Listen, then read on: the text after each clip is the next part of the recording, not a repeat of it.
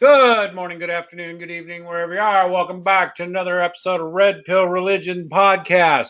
At Red Pill Religion, we are dedicated to the proposition that spirituality and belief in the supernatural is normal and healthy and rational in human males, also in human females, children and adults alike. So remember this, religious people are normal and they are a permanent part of your society. You will die surrounded by religious people, so you might want to learn to get along with them.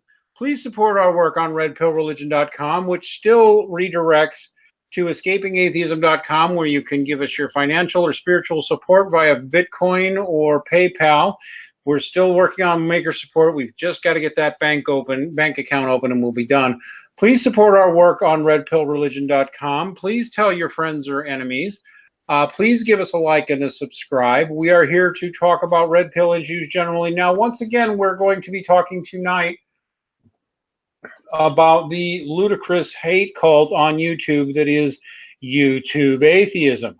And tonight, what we're going to be looking at is yet another repeat of the standard atheist Hitler was a Christian trope. Links are in the low bar, by the way. Hitler was a Christian trope by Essence of Thought. Now, pre-show, before we got into it, I had some people say I was too mean to, who was I mean to? Zone Star? I'm not sure I actually was, but some people were saying I was too mean to him. But honestly, even worse than Zonstar, I will have to admit, is this Essence of Thought video. This Essence of Thought video repeating the classic, easily debunked, easily skewered, easily mocked and laughed at Hitler was a Christian trope. We've gone ahead and linked it in the low bar, and we're going to look at parts of it at the end. In the low bar, I'm going to do my best to let other members of the team talk. We'll see if I can restrain myself. But I have a few references that are in the low bar that I want people to listen to.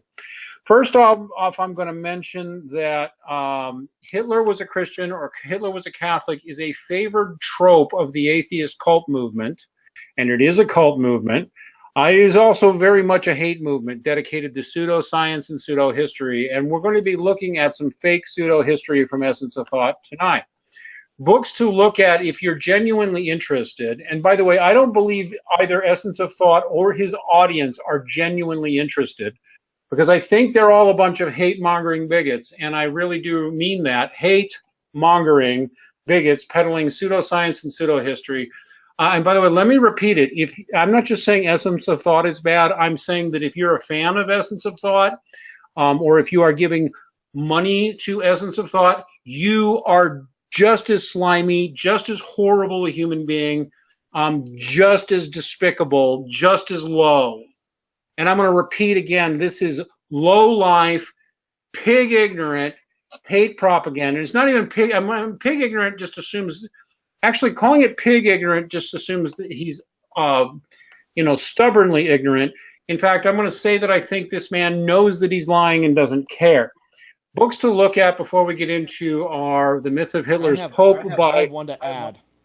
I haven't even introduced you yet, but okay, I'm going to start with The Myth of Hitler's Pope by Rabbi David G. Dalen, who's defending the Pope from charges of anti-Semitism. What's your favorite book, sir?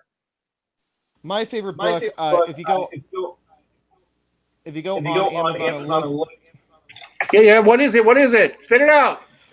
It's called Supernatural History of Nazism, something like that.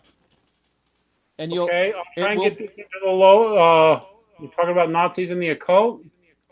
Yeah, Supernatural History of the Nazis or something like that. And it is by an academic. It is published by an academic publishing house.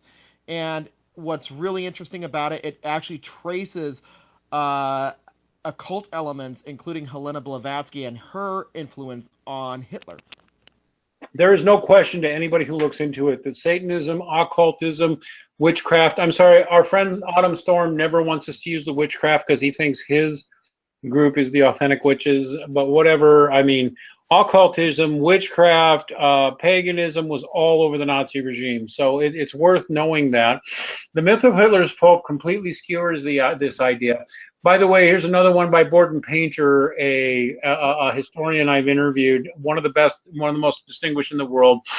Mussolini's Rome, rebuilding the Eternal City, which, amongst other things, goes into the horrible fascist persecution of Christians, including Catholics.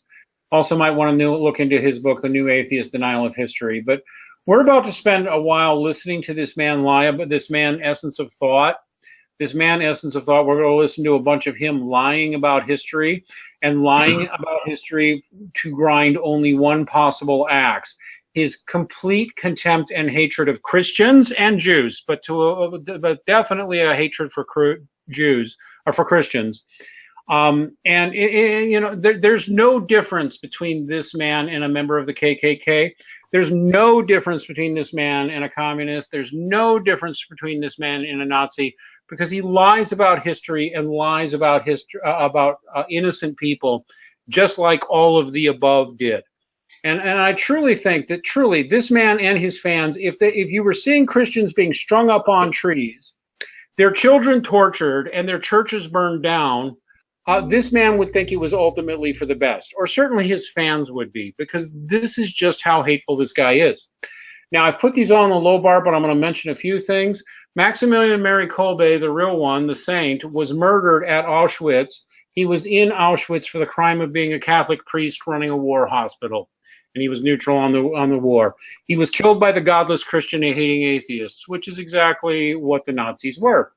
I want to mention that in addition to Catholics, many Protestants, especially Lutherans, like Martin Niemöller, were viciously tortured and killed by the Nazi regime for the crime of being faithful Lutheran Christians.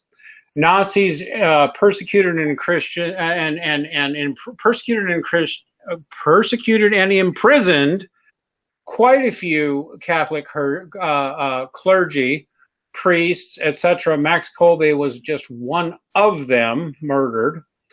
It's important to note the history that the Nazi Party actually, these are all things, these are references you can look up too. The Nazi Party was very explicitly anti-Christian through most of its existence. When Hitler rose to power in the early 1920s, he claimed to be a Christian and claimed to be doing God's work. Once he had absolute power, he completely turned against Christians. And actually began implementing something called positive Christianity, which was basically erasing most of Christianity and trying to make Jesus a Nazi, which didn't work. And people like Martin Niemöller and Maximilian Mary Kolbe and a whole lot of others were killed because they would not adopt Nazi positive Christianity. And positive Christianity has a mirror in fake forms of Buddhism that the Chinese invented, that the Maoist communist Chinese invented to replace traditional Buddhism, which is spiritual. It's not unusual for horrible, oppressive atheist regimes to create fake atheist versions of a religion, just like that's what secular Buddhism is. That's what secular Buddhism is, and that's all Nazi positive Christianity ever amounted to. It's important to note historically that by the early 1930s, Hitler, the Catholic Church excommunicated not just Hitler, but declared that anybody who was a member of the Nazi Party was automatically excommunicated from the Catholic Church. If you were a Nazi, you didn't get in. Even if you were a low-level party member whose only job was to, take tickets at the door of the Nazi rally, you were not allowed to take communion. You were no longer Catholic. And that was happening years before the Holocaust really kicked in. The documents admitted as evidence in the Nuremberg trials after the war said clearly that the Nazis planned to eliminate Christianity. They wanted to wipe it out. And they killed millions of us. I'm going to mention again, although this is an infographic that's about the Maximilian Kolbe, and it accurately notes that 3 million Catholics were murdered for the crime of being Catholic by the Nazis. That actually happened, but again, I will note that quite a few Lutherans and even quite a few members of the really weird semi-Christian Jehovah's Witness were also murdered, and they were all murdered for refusing to give up their faith.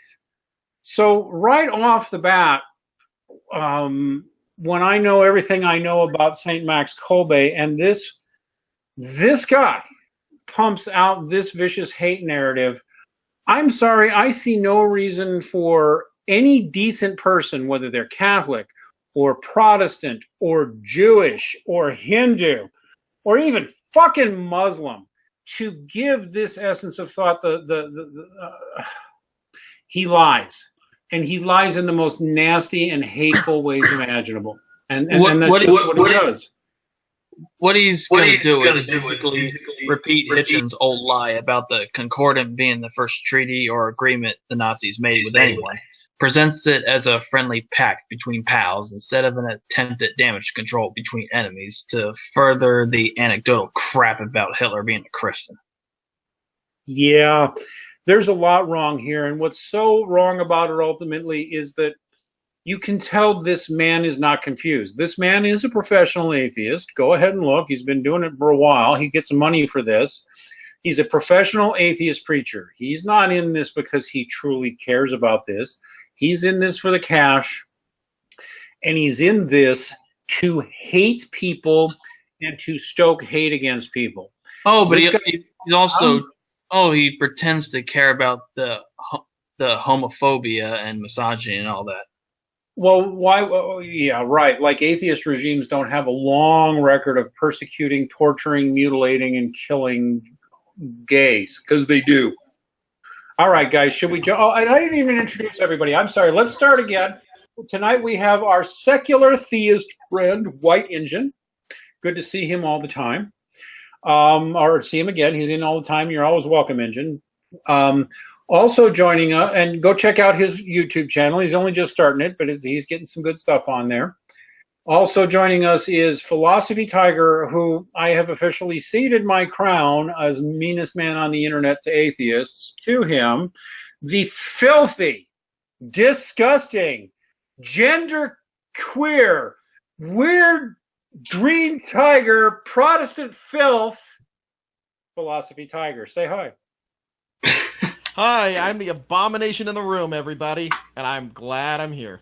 You have not called me a filthy papist bastard yet. I'm hurt. You filthy papist bastard! I feel better. And also, one of my filthy papist bastard friends, also a member of the Red Pill Religion Project, like Tiger. How you doing there, Buckley, you Catholic fool? I'm doing well, Max. I'm doing quite well. Good to see you, brother. I am looking forward to taking apart this video that Essence of Thought put together, mostly because he has a British accent, and people with British accents tend to be seen as more intelligent, which is probably which I'm going to guess that most of this guy's audience is not British but American, and especially when he uses big words and pretends he's smart.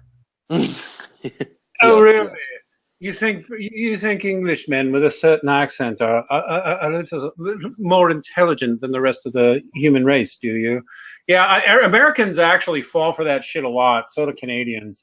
They hear some English bastard with a slightly, with a somewhat lilting accent, and they think he's more intelligent than he is. Another one who gets away with that is Sargon. You know the ones who can't get away with it. They've got some kind of working class or lower class accent. So, for example, if you ever listen to, let's say, David Sherratt, who I like, by the way, but he's got more of a working class, lower class accent. So does I'm losing it. But only certain British accents do that, and I'm pretty sure he's enculturated his because he pushes it a little bit much. But anyway, should we go ahead and give this a listen? Let's do it. All right, the first segment is a little long. It's about 3 minutes, 1 minute 31 to 4:31. Let me know if there's a sound problem, guys. We're going to let this go in almost 3 minutes of full glory. Although I do openly encourage from those present fart noises and insults while we play this 3 minutes. Let me know if the sound's good. Here we go.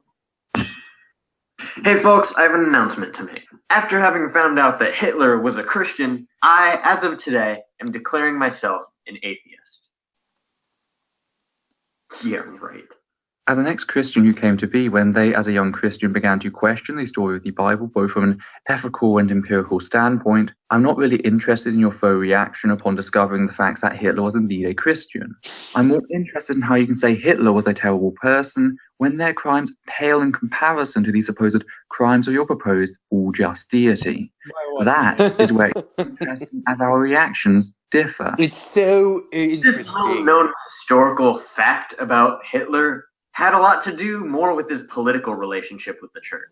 His speeches often pandered to religious audiences in order to gain some kind of political support. I am That is doing true. the Lord's work. That's a highly popular quote that critics like to throw at Christians that Hitler actually said. So from this, we can take away that regardless of Hitler's personal beliefs, everyone should acknowledge the facts that Christianity formed the basis for Hitler's call to action, not just with the war, but also the stain on human. No, it didn't. It was Liar! How can you- fool. How can you derive?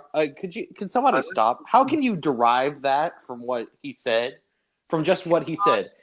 Cannot derive him from what he said, and I invite him to come on a stream here and defend it. I don't believe he can. I don't believe he'll accept, because all atheists are Steve Shives. All atheists are Honey Badger Brigade. All atheists are Anti-theists. well. You keep saying anti-theists. I won't give it to you, because I think atheists who won't stand up for these guys and correct them are just as much a part of the problem. But okay, let's go ahead and see if we can get through to the 4:30. We didn't even make it a minute. Let's see if we can get all the way to 4:31 with this. By the way, I'm going to repeat, Essence of Thought, KKK member, communist, Nazi, can't tell the difference between you. But okay. His more private conversations with only his inner circles. I, of course, refer to the Hitler's table talk. Now, Christians like to reference a specific quote stating, "I shall never come to terms with the Christian lie." Our epoch will certainly see. By the way, he is very selectively citing, and very conveniently for his Christian and Jew-hating purposes, this particular book. But I'll go on. The end of the disease of Christianity. It will last another 100 years, 200 years perhaps. My regret will have been that I couldn't, like whoever the prophet was, behold the promised land from afar. End quote, as evidence against the very notion that Hitler was indeed a Christian. The problem? This is redacted. This comes from the German to French to English translation of the quote, and each time it has been translated, it has lost some of its meaning, changing the quote entirely. Thankfully, we have the German to English translation at our disposal.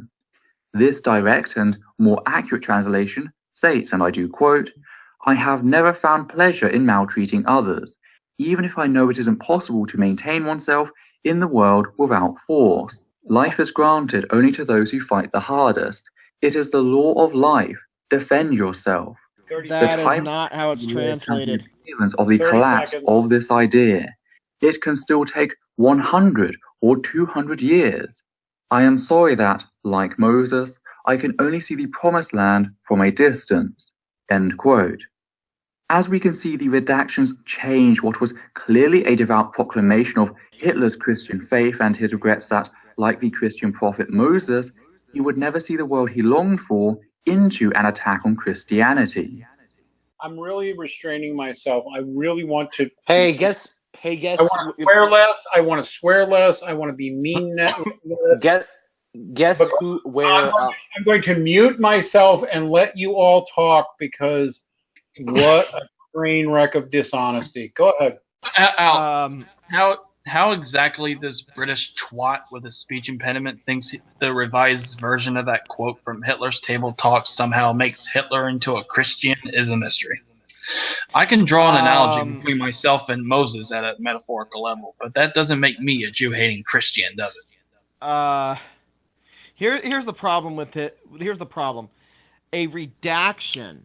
When you redact something in a document, it means, okay, if you go into there is a case in point. There's a document that was by the U.S. Senate where they actually had to redact certain classified information, which means they blacked that out. So, what redaction? What redaction? Nothing was blocked out in the table talks. Nothing. So, No, is he talking about a redaction or sorry, is he talking about a redaction or is he talking about a translation? He had a more accurate translation at his disposal. Oh, well, his more accurate translation comes from Richard Carrier, so... What does that tell you? It's from a website. I believe this website is called the Freedom from Religion Foundation. The troll organization. The Freedom from Religion Foundation. It's that's so scientific and objective. The Freedom from Religion. I'm going to say this right now. As a literature theorist, I would never use that website. I have actually gotten into the table talks, and the second translation that I used is actually inaccurate. The one before it is actually more accurate. The guy lied. But he's an anti-theist. What else do you expect? He's using Richard Carrier. The Ken Ham of atheism. The Ken Ham of atheism. That's good. That's actually a good one. But I think that was just. I mean, even if he's right that that's the more accurate translation, you can't derive that Hitler was an atheist. Hitler was a Christian from that, because he's just making a biblical allusion. As much as I can get insultive with atheists on Twitter, I do have 2 master degrees that have actually trained me in this kind of research, and I'll just say with complete authority right now that just the beginning of this video is a complete fucking dumpster fire. It gets worse. Oh, it's going to get worse. It's going to get worse. Oh, and by the way, that I mentioned I need wine. I should mention here, by the way, that White Injun, whose new YouTube channel you should subscribe to, he actually did the heroic work of wading through all 23 minutes and 37 of this just to get this stuff for us to respond to. This is so painful. I gotta ask, fans of Essence of Thought, funders of Essence of Thought, what is it that you think you're getting out of this? And why do you think that this Twisted Pseudo History is doing anything for you or anything to make the world a better place? I just got to ask. I invite you again to come on the stream to talk to us. I don't think you will, because I think every atheist is Steve Shives on YouTube. Okay, 99.9 out of 100 of them. You're too cowardly to talk to us. You're too... I'm sorry. I'm not going to say anything more. Anybody have anything to add, or should I keep going? He's showing how Christianity is evil, damn it. You know what it is? I really, after reading this, I've been reading through this book, which is The Faith of the Fatherless, and I really, when it comes down to it, I just think after reading this that they're trying to come out with, they're trying to project their little daddy issues toward God. That's it. They have daddy. They have daddy issues. That's it. And why just come out with it? You've had a problematic childhood, and you want a big hug. You know what? Fuck it. I want to trigger them some more. Let's keep going. All right, let's do this. I do want to shout out here that we're watching this video, and it's got this guy's face on it, so it acts like we're insulting this guy. And this guy. His video is a response to this guy. Yes, I want to make everybody clear that we're giving our historical and historically accurate and easily sourced rebuttals to this guy, Essence of Thought, and we're talking to an image of this man's face, and this man is not Essence of Thought. This man is Essence of Thought, and this man, Essence of Thought, has been doing this anti-Christian hate propaganda, this horrible, hateful, bigoted man, atheist. This is the actual guy we're responding to. He's just abusing an innocent a Christian who's trying to be reasonable by basically lying about what this particular innocent Christian is saying. But okay, so now the next time point we've got off in this train wreck is 6:41. Shall I start it, gentlemen? I won't even ask them. I'm just going to start it here. I'll be a little behind, but let's see a little more of this pseudo history from a cultist looking for money with the sole intent of hurting innocent people, because that's what Essence of Thought is. All right, hang on. Here we go. Move on to the mid-Renaissance, and need I bring up Shylock? The fact is, all of this left a lasting impact, and anti-Semitism barely lessened in Europe over the next several centuries as each region went through cycles of anti-Semitism, which the church was always front and center to cash in on, since they were thought to offer spiritual protection from the dark forces, including the Jews. If you deny this, you deny so much of European history that I could only pick a couple of examples to highlight in this video. Oh my gosh. How many certain nations outlawed open practice of Judaism, or how they were secondary targets during or after numerous wars and revolutions. This is not hotly disputed history. This is very basic stuff. Now, I understand that you are an American, but if you want to cast doubt on what someone else has said, then I, as well as others, will expect you to do some basic form of research. Which you haven't done, you hateful. Sorry, somebody else talk at this. I'm sorry, I was about to call him a toffee-nosed fop, but I don't think he's a toffee-nosed upper-class fop. I think he wants to be a toffee-nosed upper-class fop. But anyway, go ahead. Somebody say something. Here's the thing that when it comes down to it, he brings up anti-Semitism, but here's the problem: is that even though anti-Semitism did exist in various nations, the problem is he forgets a lot of anti-Semitism was very, very micro in nature. It wasn't macro. It wasn't over all the nations that happened. It happened at city level. Usually, at most, maybe a county level, or as in Britain they call them, a shire. This guy is so this guy misrepresented. He exaggerated what actually happened in history. He also forgets that. He also forgets that there are many times in history, such as when you actually had like Geneva, where Jews were able to worship pretty much freely. So this misrepresentation of earlier history just doesn't work. And another thing that we also have to keep in mind is that we have a letter from Adolf Hitler from 1919, which means very, very, very young. He was anti-Semitic. And another thing we forget. Here's something else that we forget. Remember Faith of the Fatherless?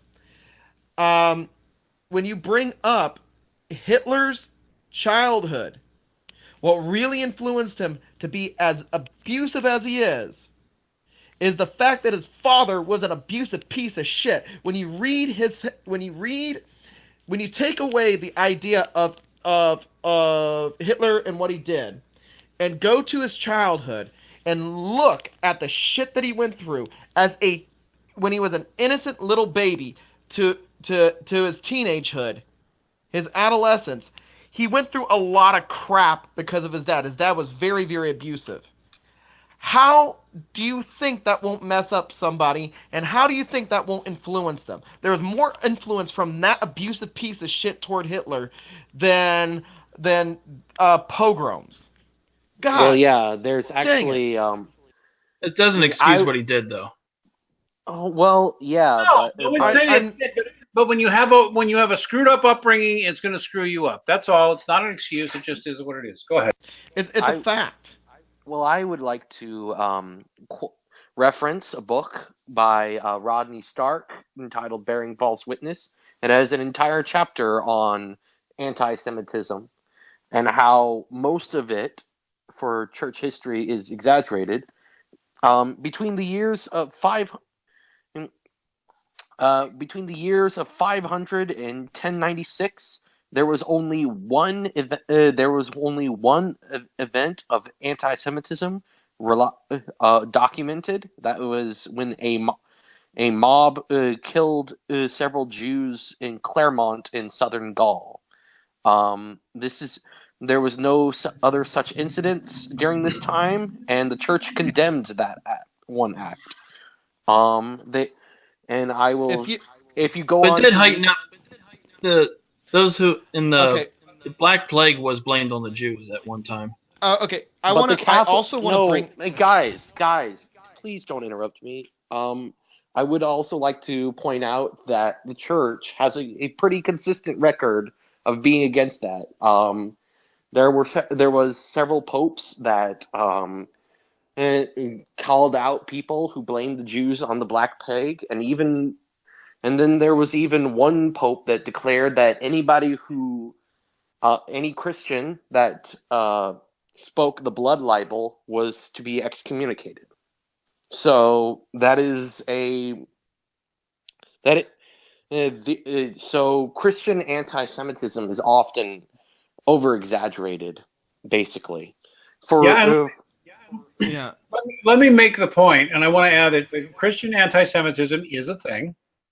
And the only thing I would mention also is that atheist anti-Semitism is also a thing. In fact, I would say that Essence of Thought, your anti-religion view is as evil as any Stalinist or Nazi. Because, I mean, really. All right, I'm sorry. Go ahead. Anybody? Yes, we can't. But you go ahead. So, I want to the one of the most authoritative works based on the most up-to-date documents. Which released that we have, is called Adolf Hitler: The Definitive Biography by John Toland, which his last name is spelled Toland. John Toland's Adolf Hitler. This book right here gives you a good source of information. And not even this guy claims. This distinguished book does not claim that Adolf Hitler was a Christian in the sense that this Essence of Thought even claims. So when you talk about research, he talks about research, I'm going to tell you, it irks me so much because I intensely studied this stuff and I've seen it from the primary sources that Adolf Hitler was not a Christian. He was an occultist with an agenda. Anyways, I'm gonna shut up right now because I am about to rip his head off. Contrary to what I need to add something. I have to interrupt. I'm trying to let people go. But in my interview with Borden Painter, which I'm trying to bring up on the screen right now, just so people see it. I'm having trouble. Pulling it up now. Hey guys, I'm sorry. But in my interview with for 2017, Borden Painter, we're talking. Well, he actually goes into John Toland. He goes into John Toland, and I wanted to warn you, not argue with you, warn you that Borden Painter actually, I believe, if I'm remembering right, in his interview, calls out John Toland as a pseudo-historian who dabbles with questionable sources. So I'm just going to put it in there. I'm not attacking you, but Gordon Painter, who by the way is one of the most distinguished historians in the world, did call out Toland as a questionable source. So I'm just letting you know that. I'm not saying you're wrong, because there's a lot to read when it comes to Nazis, and there's a lot to learn when it comes to Nazis, who, by the way, weren't that different from communists and hated Christians. Should we keep going, guys, or did anybody have anything they wanted to add? Contrary to what the guy that British Geek is responding to is implying, Hitler was not an atheist either, and we can't pretend that the Christian tradition of anti-Semitism didn't lay the foundations for the Nazis. I disagree. I'm ready to argue with you, though, Matt. Let me make my points, and then Buckley can make his points. Christian, first off, Hitler did declare several times himself to be an atheist. Now, let's be clear. Hitler was crazy and changed his mind a lot, but he did declare himself to be an atheist. Absolutely. But of course, he also declared all kinds of other things, and he was into the occultism and the spirit of He even confused himself. Yeah. He even confused himself with God. Yeah, he was into all kinds of occultism, and in fact, I think I have an infographic on this, but let me see if I can find it real quick. I'm not sure if I can or not. I have. In the end, it doesn't. In the end, it doesn't really matter. The guy was a fucking nut. No, because it does matter. Because his entire inner circle, he and his entire inner circle, all of them during the last 10 years or so of the most crazy years of Hitler's regime, all of them, from especially during the last 6-7 years when it was at the most crazy and brutal, and he finally kills himself. All of them were either avowed atheists or avowed occultists. All of them. Oh, here's the infographic I like to use to show that. I want to also mention something. Them, there were no Christians in Hitler's inner circle at all. They weren't allowed to be there. They were purged. So if you look at names like, Goebbels and Alfred Rosenberg and Bormann and Himmler and Hess and any of them, he actually for the SS and all of his elite officer corps, anybody who went to church, anybody who was a Christian was out. Of course, any Jews were out too, and he was surrounded by nothing but occultists and atheists, and that's just the reality of who Hitler was. Nazis' fascination with the occult wasn't made up as a plot device in Raiders of the Lost Ark. No, it wasn't. Yeah. Here's something else I want everyone to know is the term Aryan race, as we understand it, doesn't come from Hitler. It comes from Helena Blavatsky's Isis Unveiled Volume 2. And that right there, when I saw that in her writings, I was amazed. When I read the context of it, I realized what Hitler was actually trying to do. What he was really trying to do is bring out a new age of mankind, based on the ideas of Helena Blavatsky. It's very interesting. You want to push through? Literally, well, we can push through. I do want to kind of get into this. It's very important, I think, for secular moderns to realize that the spiritual is alive and well, and still is, even right now in our current politics. We see Satanists, we see Luciferians, we see Christians, we see Jews. Spirituality is part of politics and always has been. And by the way, atheists have always been in the mix. Do you guys want to keep going? You want to jump ahead? Let's keep going. All right, so we're going to go to 754. We're going to go to 754 to 807, which isn't too long. So I guess this is going to be a gut punch. Let's see. Backwards. Even if Hitler had not been Christian himself, as evidence suggests rather plainly, he still adopted Christian rhetoric to rally the German people behind him to justify the Holocaust and pacify dissent. You lying sack of shit. Oh my God. Oh my God. Atheism is a hate movement. Essence of Thought proves it. Essence of Thought, come here and prove to me I'm wrong. Go ahead, guys. We have We have plenty of attestation from Hitler's best friend, Joseph Goebbels, who was also his chief propagandist, as well as Rudolf Hess and Albert Speer, that all agrees that Hitler was vehemently anti-Christian. Even his private secretary, Martin Bormann, used to goad Hitler with quotes from some anti-Nazi preacher or priest and ask when he was going to destroy the churches, and Hitler would rant about how he would do it when the war was over. Strange sort of Now, Christian, don't you think? yeah, and what's really really interesting, I'm gonna find that book and send the link to Max.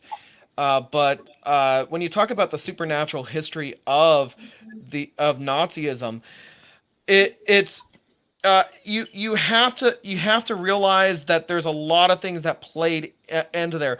The Thule Society, Ariosophy. I mean, those are not the only things that played into it. There was so much that there was so much that occurred. There was Helena Blavatsky. When you also talk about the collapse when you talk about the collapse of the worldwide market at that time, like before World War II, it is amazing how people got into the spiritual. When you talk about the influence of Aleister Crowley and all those other people, everything that started pouring into this, my mind goes numb just thinking at this guy's just sheer dishonesty of omission. There's more. There's more. Yeah, and we're going to get to more, and let's see if we can push through to it. But I'm going to repeat this slide again and note again not only Hitler's clearly stated view late in his regime, but here they are, and I'm going to repeat the fact that I invite Essence of Thought to analyze. I don't think he will, but I invite him to. Find me the Christian anywhere in Hitler's inner circle during the last 6 years of his reign. 6 years, so that would be 1939 to 1945. I kind of picked that on purpose, but those are the World War II years. Find me the Christian anywhere in his inner circle. Find me the Christians anywhere in his running his concentration camps, running his intelligence services, running his military.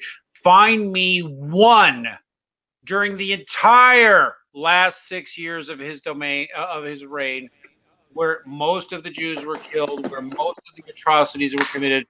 Find them for me. You can't. They don't exist because he purged them. Yeah. And I want to make very very clear, to be honest, with history, with historical sources, before hot mic, before Hitler. Okay, so there were actually moderate Nazis before Hitler went radical. There was actually a certain point in history where I can't remember exactly when, but there's a certain point in history where there's a lot of ambiguity, and Hitler could have gone either way. He could have gone radical or he could have gone moderate. He went radical. He purged the moderate Nazis that were telling him, don't go after the Jews. Don't do this. If you do this, it'll hurt our economy. He got rid of them, and he installed these radical people in. The ones that are in that slide right there are what he ended with. No one that is a Christian that is truly a Christian, would install those type of people. Well, he's going to get to the no true Scotsman fallacy later. Oh, yes, the no true Scotsman fallacy. Should we get going? Get going. Certainly. Let's do this. Let's stop at 8:30. 8:30 at 10 minutes, so let's do it. The Bible calls for genocide repeatedly. Liar! Perhaps one of the most infamous cases being the slaughter of the Midianites in Numbers chapter 31. Liar! And the intention of this was a total purge. So much, in fact, that when members of Moses' army took slaves, he asked them, quote, "Have you allowed all the women to live?" he asked them. They were the ones who followed Balaam's advice and enticed the Israelites to be unfaithful to the Lord in the Peor incident, so that a plague struck the Lord's people. Now kill all the boys and kill every woman who has ever slept with a man, but save for yourselves every girl who has never slept with a man. End quote. I want to. Can I jump in there because I've Let studied him this. go on. Let him go on. Oh no. Okay. Let him talk. Genocide, 45 even though seconds. the virgin girls were spared to become sex slaves, to be raped by the Hebrews at their leisure. I say this because of the Bullshit. heritage at the time. The Hebrews only cared about the male lineage. They had no understanding of Wrong. Jacob with his cattle in Genesis chapter 30. Therefore, to uproot the family tree was to slaughter all men with a What certain a name fucking or moron. tribe. Oh my God. This idea of genocide changed as understanding towards I need brandy. but the general principle I have is beer. the same, and as we can see from here and elsewhere, genocide is entirely biblical. Fucking You- absinthe. Filthy, lying piece of shit. Even in the few cases where you see in the Old Testament orders of slaughter made, it's wrong to call it genocide, because even if you read them literally and in the most negative way possible, they're still not genocides, because you're usually talking about the killing of a few hundred people. And that's just a start. I'm going to mute out and shut up now and let Philosophy Tiger ass rape you in front of everybody, you filthy liar. If you would have actually if this guy would have actually read the current research going on with ancient Middle Eastern literature, which includes Old Testament literature, there's a rhetorical device that is a common thread within this, including Ugaritic texts, which is the closest we have, the closest language we have. Basically, it is ancient Hebrew's sister language, except it's in a cuneiform, and instead of an alphabet. Basically, there's a thing. The rhetorical device is called hyperbolic victory speech, and that is very common. And so, basically, hyperbolic victory speech would have been very common to the Old Testament because it's a Middle Eastern text, you motherfucker. Normally, in wars outside of Canaan, the women were spared, but because these women had seduced the Israelites, they had to be killed. Killing every male among the little ones would end the Midianite nation, and girls without sexual experience who were not involved with the sin of Baal Peor were allowed to live and marry Israelite warriors. You want me to give you an interesting take on this that is not understood? This is even a men's rights perspective if you want, but I will give it to you. Here's how it actually went.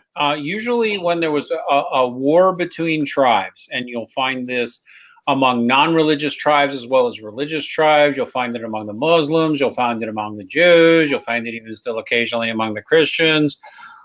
You would get small, poor people who were living in primitive conditions, right? Like a spear is a good weapon for them because they're not that sophisticated, and they get into a fight and they kill each other. And you call the Elamites or the Midianites or whatever, you're frequently talking about a few dozen people or maybe a few hundred being killed. And here's how it really worked. You took one tribe and you killed all the men and you took the women.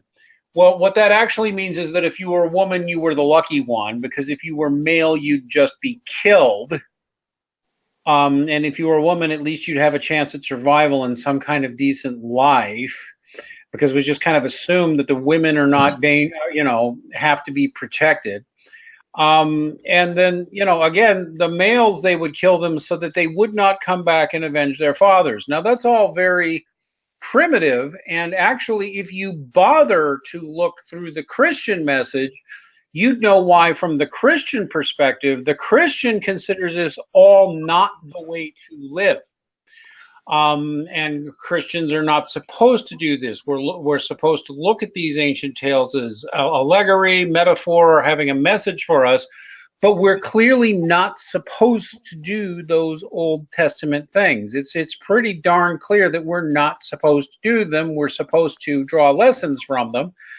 And by the way, I know more than one Orthodox Jew, including rabbis, and they'll tell you that the Jews, while they read it very differently, still also say this is not what you're supposed to do as a regular basis. And tell me why, as an atheist, I shouldn't wipe out my enemies and kill their sons and take their women. As an atheist, tell me why it would be wrong for me to kill you and take your woman. And Tell me why Bible bashers always bring about the keep women for yourselves thing, and they automatically assume sex slavery. I'm like, dirty mind. What they assumed was that women needed to be protected and needed to be brought in and not killed. Yes, like the men. That is what the Hebrew language actually. When you go into the Hebraic language of the text itself, talking about them bringing in the young women that were not defiled. The way the language reads is there is no forced sex or anything like that. They bring them in, they give them food, they give them shelter, they allow them to mourn, they allow and also he might even go out. Why did they shave their heads? It's to remove lice. It's to sanitize. There is a sanitation process that has to happen. Because they're not going to. Yeah, I would say that it's just kind of like whenever I see them complain about how sex slaves, they're reading into the text something that wasn't there in the original or in the plain English. Yeah. This is well, the thing is that this is called what he's doing is a thing called eisegesis. Eisegesis is reading something foreign into the text. Exegesis is a lot more there's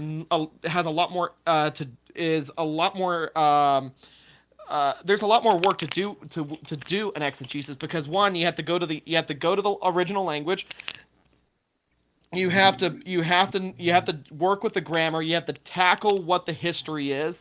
You have to tackle what the literary devices are. You have to tackle some of the rhetorical issues that are in the ancient texts.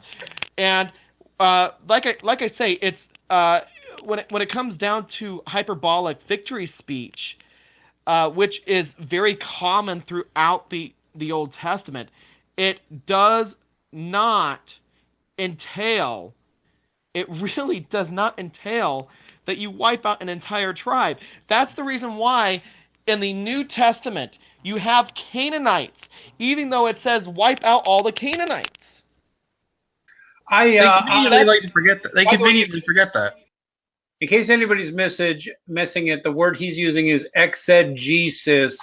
It has nothing to do with Jesus. It's exegesis. It's how you read the text. Just throwing that away. And by the way, I'm showing up Essence of Thought's face again because I don't want this guy that Essence of Thought is responding to get beat up because of the way that we're going after Essence of Thought. Essence of Thought, the main question I would ask him is this. Let's presume that your claims of a genocide in the Bible are correct. Which they aren't, by the way. In fact, your claims for genocide in the Bible are inherently dishonest, inherently stupid, inherently ideological, and inherently hateful. But the fact that the Bible has stories which, have people, have the Jews ordered to kill people, you're usually talking about a few hundred, maybe a few thousand at most. The word genocide was created to cover things that happened in the 20th century, which were specifically as regards to not just the Jews, but also what was the Armenian genocide, the Pol Pot, Cambodian Khmer Rouge genocide, the Stalinist genocide, the Maoist genocide, all atheist genocides, by the way, every single strinking one of them. The word genocide was the word genocide was basically created in the late 20th century to describe killing millions of people with the explicit goal of destroying that entire race. The truth is, it's inherently dishonest to look at the Old Testament, which is talking about primitive tribes still using rocks and spears, as their weapons and frequently wiping out another tribe of the Midianites or whatever. They're killed because of the shit they were doing, not because of their race. And there were a few hundred or a few thousand of them at most, and it was usually a case where the Jews were like either Jews live or Midianites live, either Jews live or Elamites live. You're capable of understanding that. More to the point, and it's a bigger question, essence of thought. From an atheist perspective, what is your moral basis for saying that genocide is wrong at all? Because I want to hear what your moral basis for condemning genocide is. I know what mine is as a Christian. I don't think you have any moral basis at all to condemn genocide, except that it makes you feel bad. I'm also willing to bet that if I scratched you hard enough, essence of thought, come onto a stream, I dare you, I could get you to admit that you personally would advocate genocide in the right circumstances. I believe that Sargon of Akkad would advocate genocide in the right circumstances. I think Alison Tiemann would. I think Bionic Dance might. I think Godless Engineer probably would advocate genocide in the right circumstances. TJ Kirk might. I think atheists are prone to genocide, and the last 100 years have shown us that. I want to know what your moral basis is, sir, for even condemning genocide in the first place. I know what mine is. I think you have no basis to condemn it at all, and I want you to prove me wrong. What is it? It would hurt people's feelings if you killed all their relatives and friends in their whole city? I think you got no basis to condemn genocide at all. You might even think genocide is a good thing in the right circumstances. Tell me I'm wrong. Shall I go on, gentlemen? Go on. All right. I know one thing. Will we get to all of this before we're done? I don't know, but we're going to keep going. Let's see. What I have in here is 10:12 to 11:14. So let's see. Essence of Thought continuing, pretending that he's giving some essential thought to us. Let's see what we get here. First, and perhaps most common, is the Christian's attempts to declare every dictator of the 20th century an atheist to show how ethically void atheism is. This is even though atheism isn't an actual thing. It's an liar! We can bullshit! How Hitler Stalin would form the Russian Orthodox Church to justify his actions. Let me at him. Let me at him. Such as now, unify themselves. Please stop. No, let me rant, please. Let me rant. All right, I'll stop. I wanted to go another. What? Oh no! I gotta rant. If you go to the Nietzsche dictionary, look up atheism. It is considered it's called a positive assertion that there is no God. If you go to the atheist edited Stanford Encyclopedia of Philosophy, it is the proposition that there is no God. If you look up the word lack of belief in a God, symbolize it. Yes, symbolize it, meaning I believe that P. Well, basically, you have negated belief, which means the negation distributes to the entire statement, which means it goes not belief, not P, which means it's ambiguous, which means the definition of atheism right there is absolutely shit. Absolutely bullshit. Which brings us to the fact that one more. That brings us up to the one more thing, that atheism being defined as the positive belief there is no God. The positive assertion there is no God is the actual definition that was used before Antony Flou's presumption of atheism. God, this guy is stupid. I'm done. Well, no. Let me go beyond stupid, because I don't think he's stupid. You presume that he just is clueless and doesn't know what he's doing. I believe, and I invite him on here, not that he'll take it. I believe that he's not stupid. I believe, and he can tell me what, if he's wrong, if he'll ever come on here, which I don't think he will, because it would cost him too much money to talk to me. The actual fact is that non-religious, Christian, Jew, and Buddhist hating, and by the way, Buddhism is naturally spiritual and is not secular. Buddhist hating, Jew hating, and Christian hating dictators atheists, or at least Buddhist, Hindu, and Christian hating dictators killed more people in the 20th century, including Joseph Stalin, Mao Zedong, Adolf Hitler, Chiang Kai-shek, Vladimir Lenin, Hideki Tojo, who is often missed because, by the way, World War II Japan was a secularist, anti-religious regime, and Pol Pot. I'm sorry, but add up all the atheist killers of the last 100 years and the combined death toll from Islam, Christianity, Judaism, and every other religion combined is less than what these atheist bastards did. And no, by the way, as a former atheist myself, I note again, I don't believe at all your lack of belief claim, Mr. Essence of Thought. In fact, I think you're a liar, Mr. Essence of Thought, and you believe a whole lot of things that come from your atheist ideology that are specifically rooted in your atheism because you believe things only atheists believe. Predictable things. So you're full of shit. Go ahead. Like, one of those things that atheists believe is that atheism is a lack of belief. Theism. Shannon QQ says that Essence of Thought is a really nice guy. Shannon QQ, I got to tell you, my dear, I think less of you than ever that you are willing to speak that way of this filthy, hideous hate monger. This man is no better than a KKK member, and I mean it. And by the way, if you're a fan of his, Shannon QQ, you sweet lady, you're no better than a KKK member either. And I mean it. No, you're really no better. You're no better than a Nazi, and you're no better than communist because you're willing to sit and listen to this hate-mongering filth that is no better than KKK filth, and you're willing to make excuses for it, little girl. I think much of you right now. You heard me. Go away, little girl. I don't even want to talk to you anymore. I don't want to hear what a nice man this filthy bigot is. Relax. I'm done. Yeah, all right. Okay. Yeah, I want to make. You have more to say. I have one more thing to say. When it comes down to it, Shannon, your atheist history is a history of bloodshed. That's the reason why I call you blood cultist. Now you know. Good riddance. There's a reason why I muted you. No, I'm tired of excuses being made for supposed nice people. There's nothing nice about Essence of Thought. I have a Christian child, and my Christian child now faces being beat up on a regular basis from atheist fuckheads like this that you defend.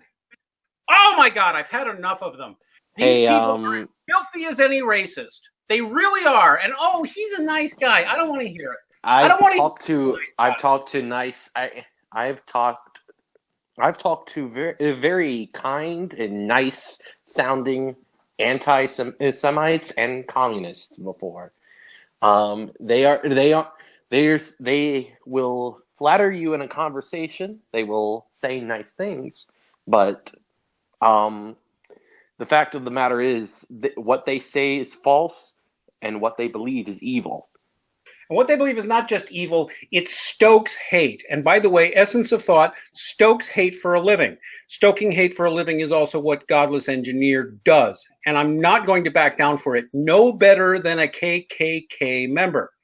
Shall we keep going? And by the way, I've met KKK members. They can be very nice and even fun to hang out with. Shall we keep going, guys? Let's see. I got 11:24. All right, let's see what we can do. Let's see what we got. What's the stretch? The fact that the Holocaust is entirely wrapped in a millennia of Christian blood libels against the Jews, the fact that most Nazis were Christians leading and during the war, the fact that the Bible unquestionably sides with the application of divine genocide, or the fact that Hitler was operating off the same morality you were. Which evidence point is a stretch? It does. Essence of Thought is not a nice man. Essence of Thought pretends to be a nice man while he promulgates propaganda as hateful as anything Hitler actually did while talking about Hitler. Oh my God. Go ahead, guys. Okay, so it goes back to the thing of hyperbolic victory speech. These are ancient Middle Eastern documents, much older than the Quran, much older than many of them. All of them much older than the New Testament. It's these things are not meant to be read the way these idiots are reading them.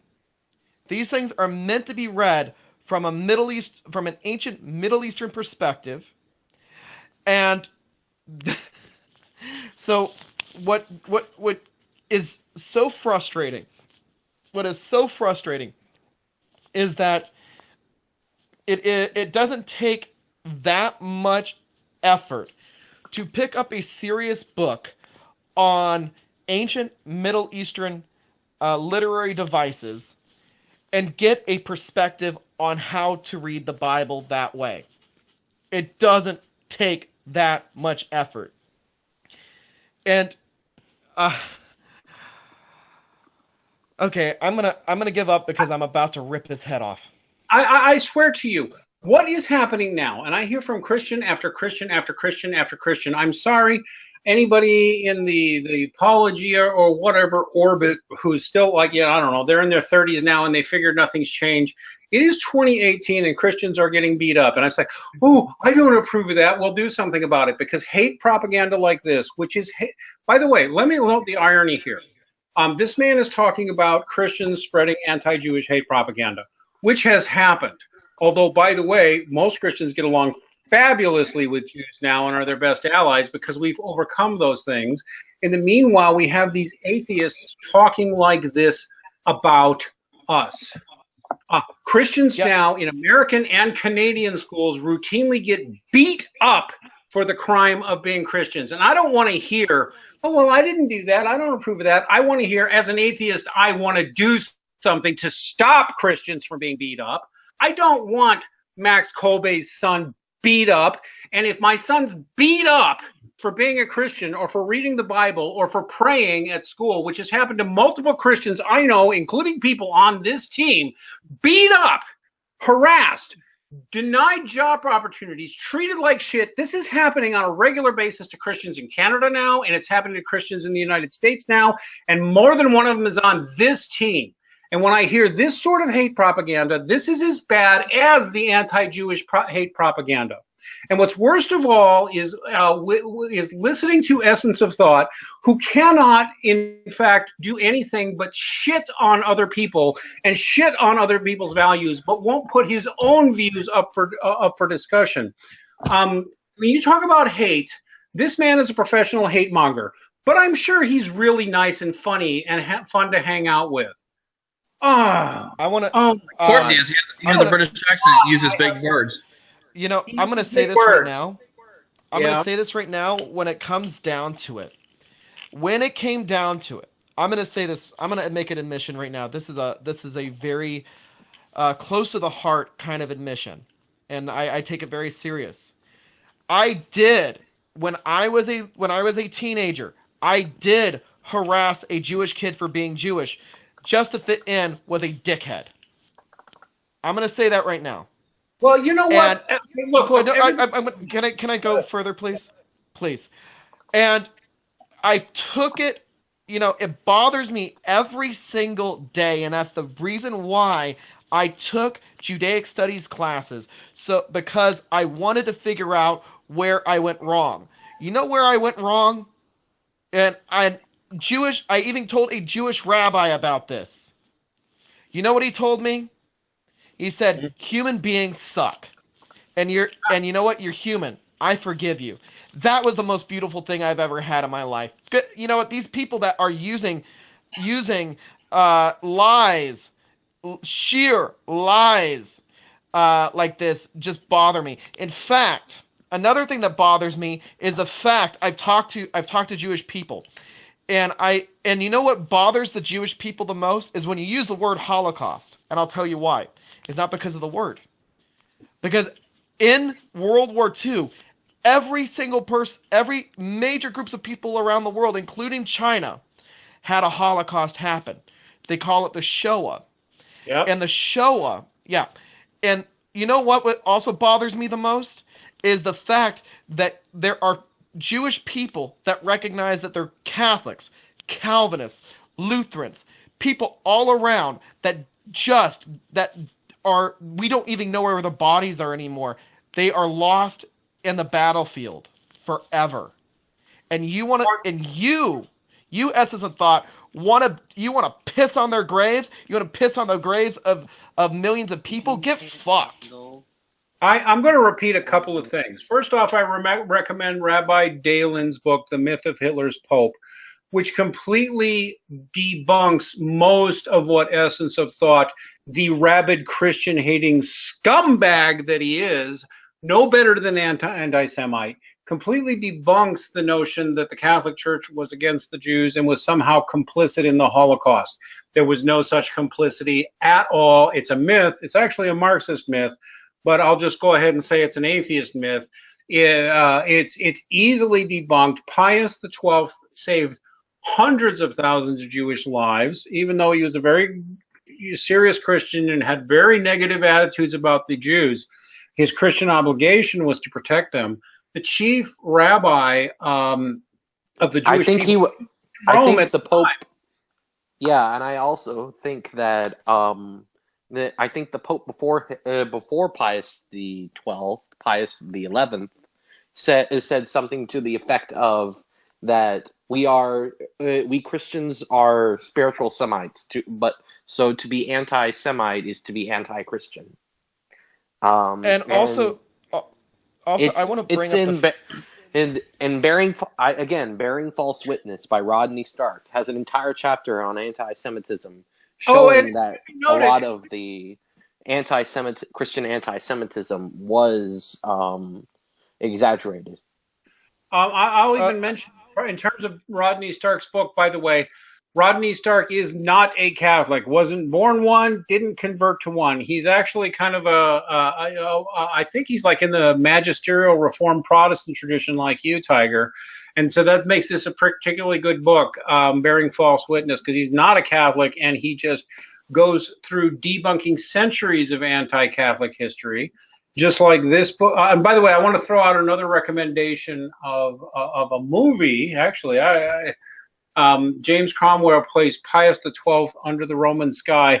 This is a pretty good movie. I really liked it. And it goes into what exactly Pius XII lived through while he was trapped in the Vatican by Mussolini's fascists. Mussolini's fascists who hated him.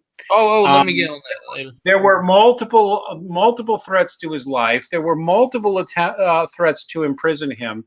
One of the things that happened to him is that at one point in time, the Nazis killed a bunch of Jews, and Pius XII, who had by the way, the Vatican ran a radio transmitter out of the Vatican, and it would transmit stuff.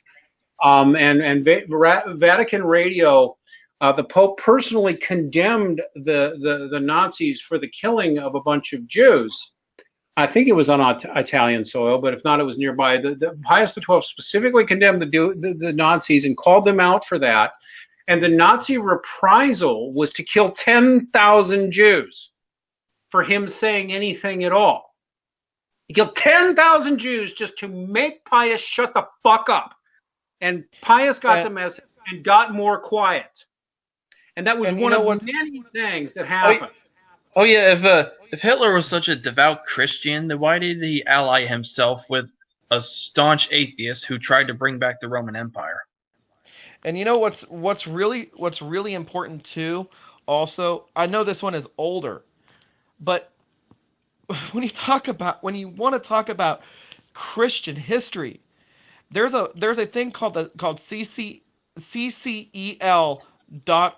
which is Calvin Christian Theological Calvin College Ethereal Library or something like that.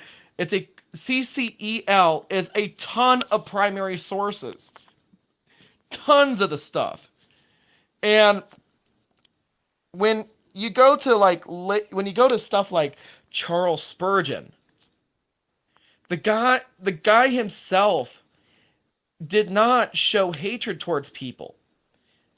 The guy himself then wasn't even the most fiery guy. The way he got people to understand the Bible, Charles Spurgeon, is through stories. So this guy doesn't even understand. And another thing that the guy should actually read, or I bet he won't, because he's in a little echo chamber, like the little blood cultist he is Philip Schaff's History of the Christian Church, which is online for free. It's 8 volumes.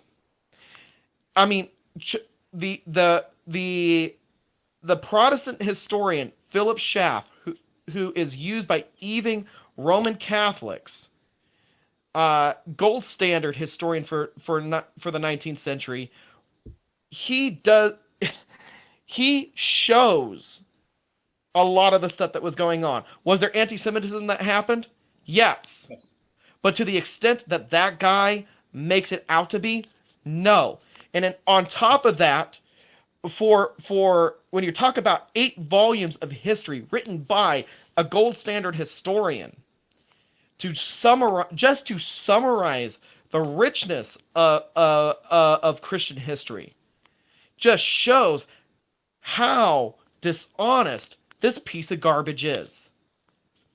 Let's push through. We've been going a little bit more than an hour, and so I'm thinking maybe we should. There's more. Well, I know, but I don't want to be here too long or just fulminating for an hour. I mentioned a couple of movies worth watching. Whether you're Catholic or not, hell, whether you're atheist or not, whether you're Protestant or not, fuck, be Hindu. I don't care. Oh, by the way, did I even mention we have a new webmaster and he's a Hindu? It's pretty cool.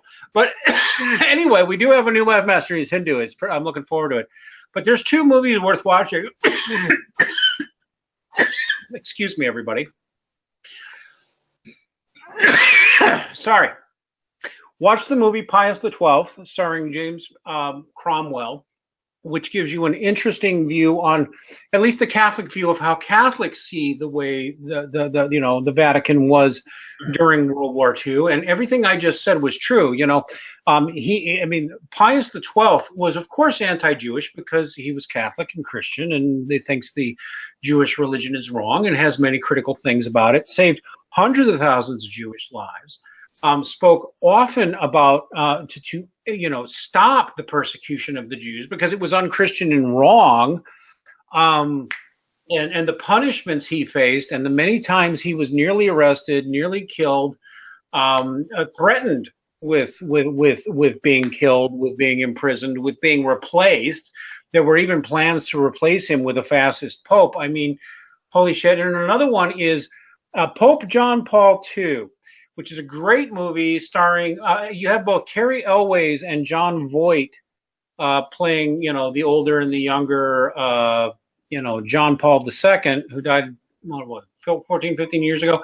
It's a really good film, actually, and historically accurate, and goes into the fact that, when he was growing up in Warsaw, he had Jewish friends, including a best friend who was Jewish, an Orthodox observant Jew, his whole life. And what he went through, John Paul II, went through in Poland, trying to protect his Christian faith, trying to protect his Jewish friends. It's beyond offensive to just sit there and pretend that somehow the Catholics, or again, the Christian, the Christians generally, so many Christians, Lutherans, Presbyterians, others murdered, anti-Catholic Christians murdered by these fascist Nazis. And then these fucks come in, these atheist fucks who claim they have no beliefs, saying it's all the Christians' fault. And of course, as per usual, no atheist was responsible for anything at any time for any reason, because atheists are never responsible for anything because atheists. Also, this British geek conveniently ignores what Hitler did with the churches that he didn't burn down. He replaced the crosses with swastikas. I know, because it was something called positive Christianity. It was rammed down the throats of Christians. You either had to endorse Nazi positive Christianity or get out. And it was so unchristian. Max Kolbe was murdered for refusing to accept Nazism and Nazi and you all were talking over when he said that Stalin's church upbringing drove him to purge. Oh, I don't even God. get into that. I have Russian Orthodox and other Eastern Orthodox friends, and we ought to bring them in just to talk about what a filthy lie that is. And by the way, V. Rowe, if you're out there, you should be ashamed of yourself, you bastard. I kind of like V. He's not that bad, but shit. All right, well, let's do one more segment, and I think we should wrap this up because we've been going a while, guys. Let's see if we can get just a little more in. We'll go from 1655 to 1738. Arguing. So because you can assert a non-existent connection between evolution and the Holocaust, whilst I, on the other hand, can demonstrate an active connection between Christianity and the Holocaust, both arguments are equally bad. That's not how reasoning works.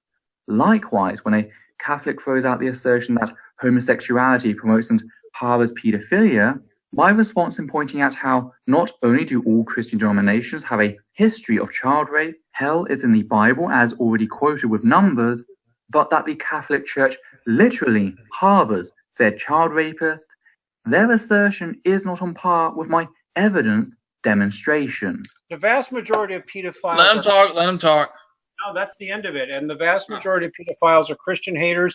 Most of the pedophiles in the Catholic Church came in through atheist, communist, Marxist entryists, who many of whom confessed to hating the Catholic Church, got in and became priests for the specific idea that they could get at kids.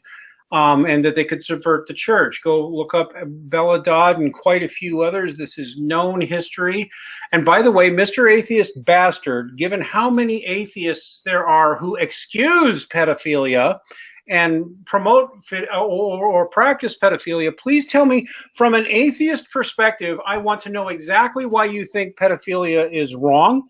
Because as a Catholic, I can tell you why pedophilia is wrong and why any priest doing that is an evil priest. I do not believe for 1 second, sir, Mr. Essence of Thought, that you as an atheist can even tell me definitively that pedophilia is wrong. I don't think you can do it. You can cite psychological damage, I suppose, to the child, but even that is questionable scientifically. As a pedophile survivor, one who was molested by Catholic-hating atheists in the secular system, the Chicago Public Schools, the Chicago Transit Authority, and the Chicago Police Department, all very seculist, and by the way, all of them very Catholic and Christian-hating.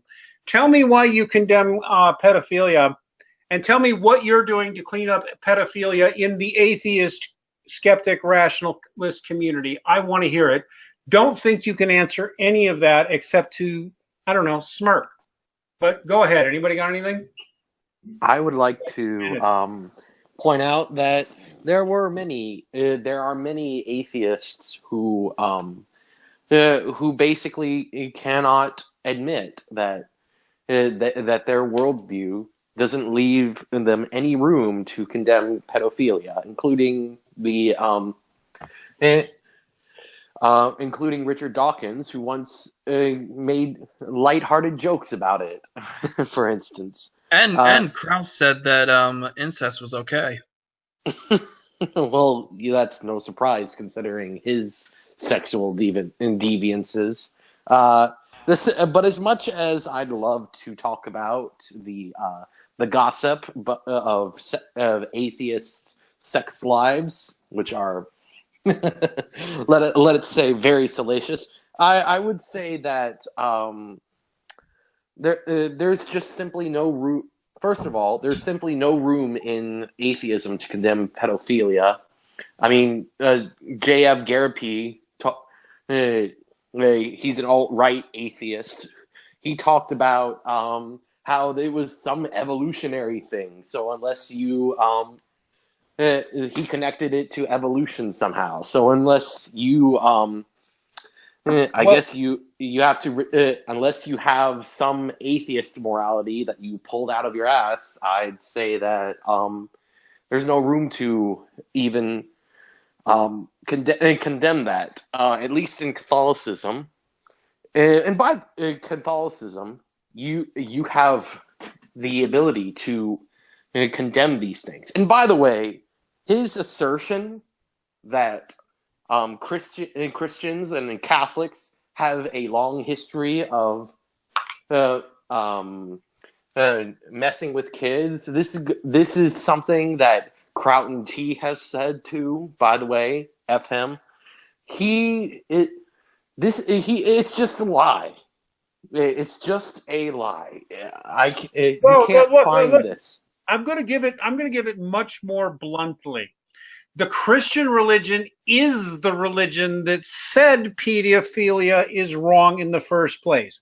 No atheist anywhere has a basis on which to say pedophilia is wrong, except maybe psychological damage. And that presumes that you think it's bad to psychologically damage a child. In fact, that actually invokes the value judgment that it's damage.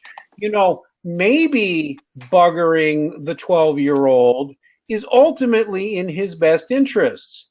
Now, go ahead and quote me out of context there, but I've had pedos talk like that to me, that maybe it's actually going to make him, expand his horizons, learn how to get his prostate massaged so he can have a really good orgasm, make him understand that sex is just a thing. It's just the rubbing of parts together, and it doesn't make anything. It's no big deal, except that it makes people happy. I'm talking like a pedo now and doing it on purpose, because I've known some personally in a real intimate way, by the way, as a victim. This is how these fuckers talk. And they will all tell you, you can give them no moral justification for why what they're doing is wrong. And as soon as you bring up psychological studies, they'll say, well, those are slanted and influenced by those, those religious zealot people. In fact, for thousands of years, men have been buggering little boys and little girls. And by the way, let me mention women, humping little boys and humping little girls, because women commit much more sexual abuse of children than most people are aware of. In fact, I was also sexually abused by women, and that was often worse when I was a kid. I really did come from an awful background, by the way, boys and girls, and I've seen a lot. Tell me, Mr. Atheist, what your moral basis is for condemning pedophilia a lot, because I've known some pedophiles real intimately, and they all use your same arguments to say there's no moral basis on which to condemn what they're doing.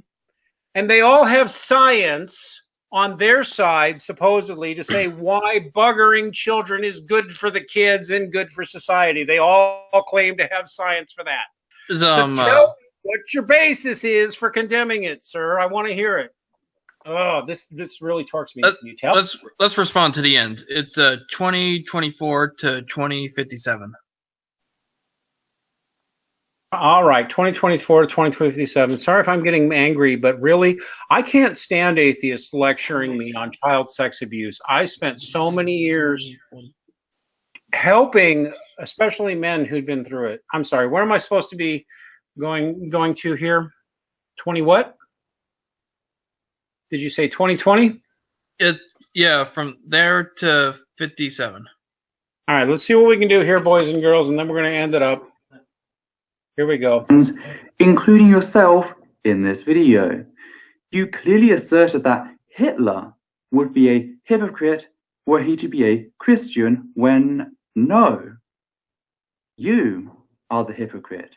You proclaim Christianity, yet you ignore the word of your apparent all-just deity in claiming that Hitler would be a bad Christian for supporting genocide, when no. Hitler was not simply a Christian, but genocide, completely biblical. I don't care, man. You make the world worse for my child, you vicious hypocrite. And go ahead, somebody else say something, because I can't talk anymore without wanting to punch him. The central tenet of Christianity is to love your enemy. That is not what the Nazis did. Therefore, they were not Christian. Here's this is what I want to. Can you put this this guy that looks like a slug back up, please? Please. I want to have a visual. Wait a minute. This is why I kind of did this, because the supposed guy you just said sounds like a slug. I know we're being juvenile and whatever. Is not the jerk. It's the Christian he's responding to. Yeah, that's what I'm talking about. Him. Oh well, that's what I'm sorry. I thought I was showing that. I apologize. Hey, by the way, it's him. I'm drinking beer. This is the guy. This is the guy, right? Okay, this yeah, is that's the guy right there. So I'm sure he's perfectly friendly. Okay, so basically, let's see. He doesn't cite Polycarp. He doesn't cite Ignatius. He doesn't cite Clement of Rome. He doesn't cite Papias. He doesn't cite Justin Martyr. He doesn't cite the Shepherd of Hermas. He doesn't cite the Didache, which is a first century document, by the way. He doesn't cite he doesn't cite any of the early materials. A lot of the apostolic father materials. He doesn't cite Justin Martyr. He doesn't cite Arnobius. He doesn't cite Tertullian. And what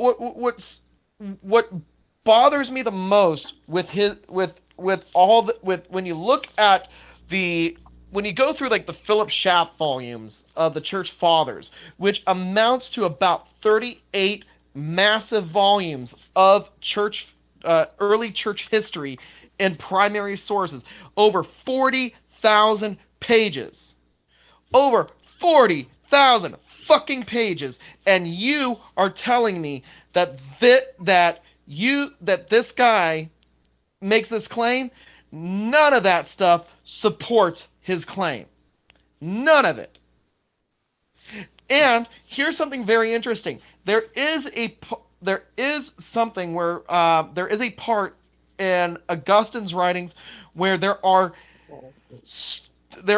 lying sacks of garbage in academia that take him out of context. In fact, I had a professor that did that. I read it in context, and they try to say that he was being anti-Semitic. No, he was showing complete disagreement with the Jewish religion, not saying to attack the Jews. In fact, I think there's a great book out there. I really want to read it. It's called St. Augustine and the Jews. If you could look that up, St. Augustine and the Jews. It was it's called St. Augustine and the Jews: A Christian Defense of Jews and Judaism by Paula Fredrickson. And it talks about how in his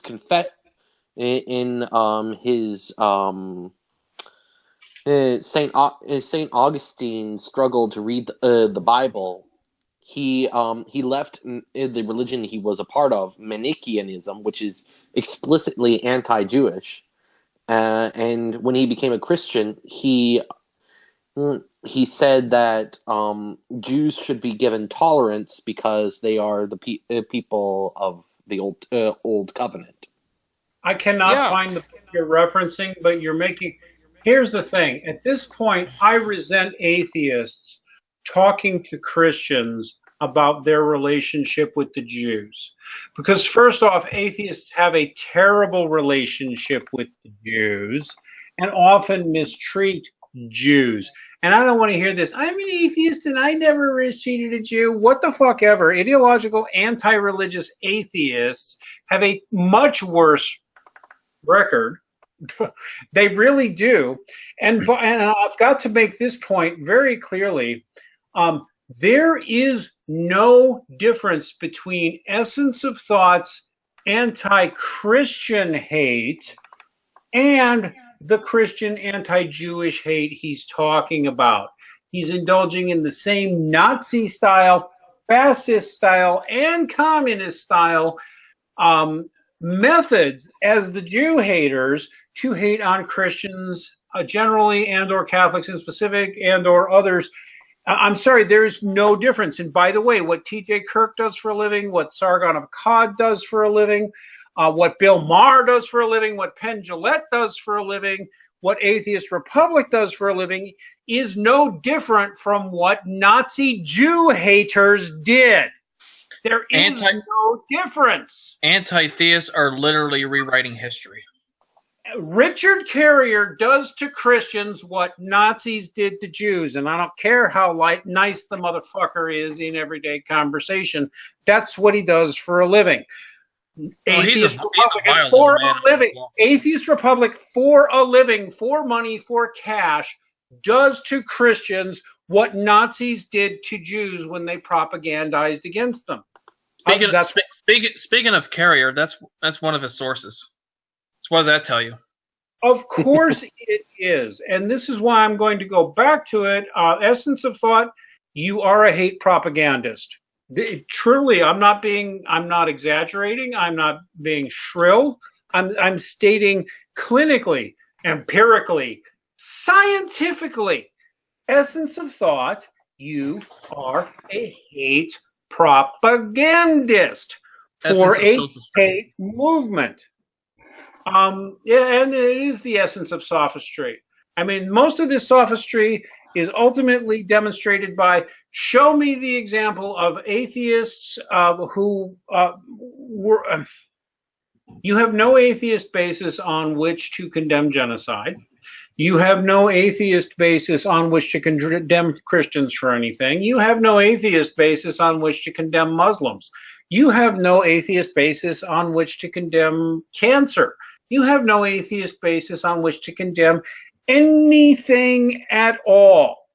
If I want to rape and then rape children and then put them through meat grinders and then eat what comes out of the meat grinder, if I want to do that, you have no atheist basis on which to condemn that whatsoever. And if you'd like me to try, as a former atheist who can still think like an atheist, I'll make a good atheist case as to why it's good to eat children like hamburger, because I can do that. You know, a gormless engineer is gonna take everything you said out of context and use it against you. Let him do it. Let him do it. I don't know how anybody. I've talked to Godless Engineer, and I try to be polite to him, but I do not see how anybody can listen to that man and not see a brutal, hateful thug. And by the way, a brutal, hateful thug who knows nothing about evolutionary theory. That's the funniest thing. While he bullies people into saying, I believe, as a dogma, I believe atheism 100%, and you may have, I believe evolution 100% with zero room for doubt, which is unscientific and dogmatic, by the way. Same here. But he feels entitled to abuse and condemn people who don't share his dogmatic view. I mean, I quit atheism in part because of evolutionists like him. Not that I'm a creationist, but because I understood science and I understood reason and logic and evidence. And I said, no matter how good your theory is, somebody's allowed to dissent from it. And P.Z. Myers and all those people drove me out of atheism. And here we have Godless Engineer talking just like that. He's a brutal, dogmatic thug. And I want him to hear that I said he's a brutal, dogmatic thug. And I want him to feel bad and feel bad about himself. Maybe get some self-awareness, just like I'd like Essence of Thought here to get some self-awareness. When I was an atheist, I would have hated you for how hateful you are. Essence of Thought and Godless Engineer both. They were so hateful. They made people like them made me want to not be an atheist because I was so ashamed. This man, Essence of Thought, deals in hate propaganda no better than the Nazi propaganda he condemns. And he cannot show me that I'm wrong on that on any level. It's hard for me not to call him names. This man makes the world a worse place for my children and makes anti-Christian hate normal. I can't see him or his defenders as anything but my child's enemy. And I mean that because he's making the world a worse place for Christian children and Jewish children and Muslim children and Hindu children and anybody else who doesn't want to be a motherfucking atheist. I'm going to shut up now, but somebody give me some final thoughts because I got to close this out because really, this man is a professional hate monger. You know, I'm gonna say this right now to all the atheists who meet me on the internet, and you might recognize my voice if you ever meet me outside. I am not here to convert you. I don't care to convert you. I want to expose you. I want to humiliate you. You are blood cultists. You're in a blood cult. We know you're in a blood cult, and I will do everything to expose every single atheist document that I can to so the world can see how much your history is filled with bodies, with blood, with rape, with pillaging, with theft, with all sorts of debauchery. You deserve it. You are the ones that brought out the monster in us. You created your own monster. The gloves are off. Anybody got anything else? You guys, Injun, you got a closing thought? Buckley?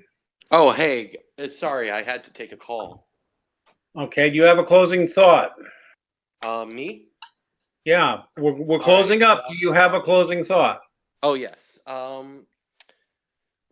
Essence of Thought. I think that you need to seriously reconsider what you're doing if you really are just if you really just want if you want to be like a propagandist for this atheist movement thing, fine.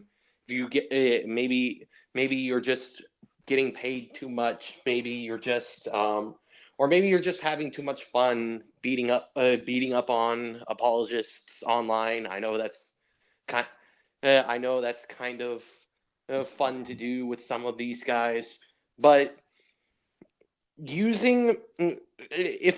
if anything, just try not using Richard Carrier and the Freedom from Religion Foundation as your sources. Seriously. The Ken Ham of atheism. Richard Carrier, the Ken Ham of atheism. A great line, by the way. All right, Injun, did you have a closing thought? Because then I'm going to give another spiel because I have to, but go ahead.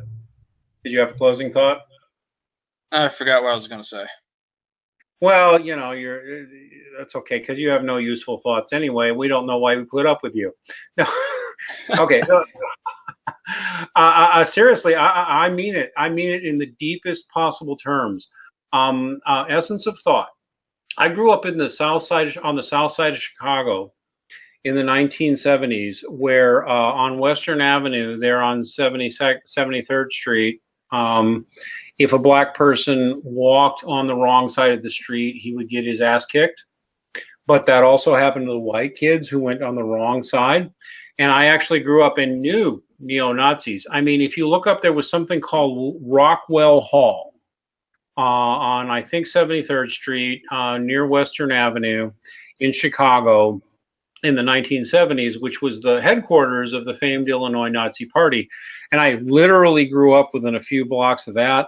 I grew up within a few blocks of something called Marquette Park, which you can also look up, which is where race riots happened, where the Reverend Dr. Martin Luther King and others got beat up for, civil rights demonstrations on behalf of black people. And I've known actual neo-Nazis, read their literature, hung out with them. Known actual, I mean, I literally, I have a weird reaction when people are, who's the white nationalist everybody talks about right now? Richard Spencer. I grew up as a teenager hanging out with guys like Richard Spencer, and I knew them intimately. You're as hateful or more hateful than them, and you're just as dishonest. And as a Christian, here's my final. Well, go ahead, because I got a few more things to say. Go ahead. Don't you love the double standards that when Christians and Christianity in general contributed to society, it had nothing to do with it? Christianity had nothing to do with it, but if Christians did something bad, it was all Christianity's fault. That's right. Just like when atheists do bad things, the atheism was never at fault. But when good things happened, it was because of the atheism. That's right. Part of their little religion. They don't acknowledge. Go ahead. When they rewrite history, it seems that history is entirely in their favor. Doesn't that seem mighty suspicious? Always. And we haven't even gotten into the atheist victim narrative yet. But I'm going to say it again, son. I want to finish. They have it worse than the Jews, you know. Yes, because you're atheist. It was even worse for the atheists than it was for the Jews this last 2,000 years. It was just worse. Of course, I don't know. It's a toss-up. Was it worse for women the last 2,000 years, or was it worse for atheists the last 2,000 years, or was it worse for brown people? I don't know. The atheists had it worse. They'll tell you. Son, it's not. This is no longer, you one 25-year-old do another. Now, of course, now you're an aging hipster, a millennial nearing middle age and wondering what your relevance is. That's okay. I'm a Gen Xer and I have no relevance apparently. But no. I talk now to people younger than you, Essence of Thought, who get slapped around and even beat up for being caught wearing a cross or wanting to pray. I talk to people younger than you in the United States and Canada that's happening to. It's not just me getting mocked on the internet. It's people I know, men I know, women I know being beat up, you motherfucker. Whoa. Beat up for praying. No. Settle down, Maxie. Shut up. Beat up for praying. Beat up for being Catholic. Beat up for being Catholic. In Chicago, Canada, and other places. Beat up for it. And by the way, you, sir, come from a country, England, with not the greatest history of how it treats Catholics. I have a child, sir, who now faces being beat up and ostracized and mistreated because of people like you. And by the way, someone send it to that cunt girl writes what, and to that hypocrite Paul Elam on Twitter, because we're banned for hurting atheist feelings. Tell me what you think of my child facing shit like that when you put out propaganda like this. You're not funny anymore. You're not 21 years old and laughing at your mother and your grandmother. This has real world implications, and people are getting hurt because of the shit you're putting out. What are you doing about it? That's all I have to say. Yeah, I am ending on an angry note. I'm very angry, and I have every right to be angry. So call me crazy for being angry. Give us a like, give us a subscribe, tell your friends or enemies, and tell me why every Christian on the planet shouldn't view Essence of Thought and his fans as enemies and deal with them accordingly as the enemies they appear to want to be. That's my question. Tweet it out and call me crazy. Also send it to Steve McRae and ask him what he thinks. Thanks, everybody. God bless. Great, all right.